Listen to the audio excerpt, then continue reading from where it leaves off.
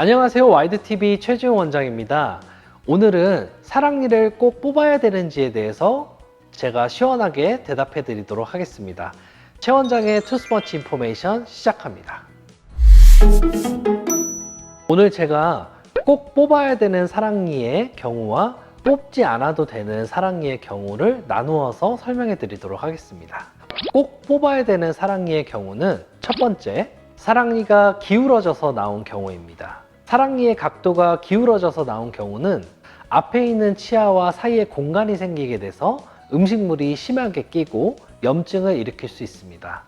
이런 사랑니를 장시간 방치하실 경우에는 앞에 치아에 충치가 생길 확률이 굉장히 높습니다. 따라서 이런 경우에 사랑니를 꼭 발치하셔야 됩니다.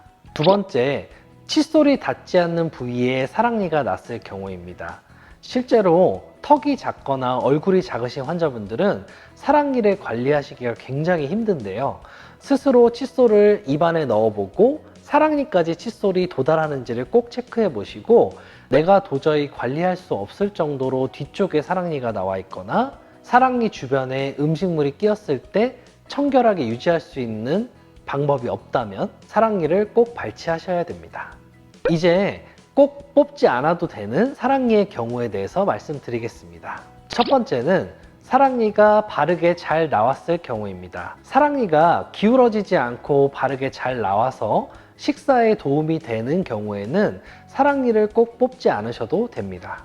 두 번째는 교정치료에 사랑니를 이용하는 경우입니다. 실제로 사랑니의 형태가 온전하고 사랑니가 바르게 잘 나왔다면 사랑니를 교정치료에 이용을 해서 마치 어금니처럼 사용하는 경우가 있습니다. 이런 경우에는 사랑니를 뽑지 않으셔도 됩니다.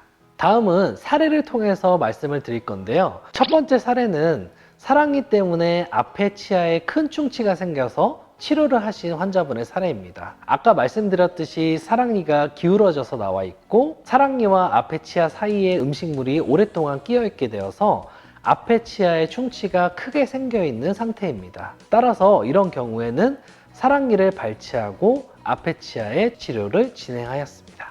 두 번째 사례는 사랑니를 교정치료에 이용하는 경우인데요. 사랑니를 교정치료를 통해서 어금니의 위치로 이동시켜서 마치 큰 어금니처럼 사용하는 사례입니다. 이와 같은 경우에는 사랑니를 뽑지 않으셔도 됩니다. 자, 오늘 이렇게 사랑니를 뽑아야 되는 경우와 사랑니를 뽑지 않아도 되는 경우를 나누어서 살펴보았는데요. 실제로 환자분들도 집에서 거울을 보시면서 칫솔이 사랑니까지 닿고 있는지, 나의 사랑니는 잘 관리되고 있는지 꼭 한번 체크를 해보시고, 안 좋은 냄새가 나거나 사랑니 주변에 염증이 있다면 반드시 가까운 치과에 가셔서 발치하시기를 권유해 드립니다. 오늘 영상 시청해 주셔서 감사합니다. 오늘의 TMI, 사랑니의 정식 명칭은 제3대구치입니다.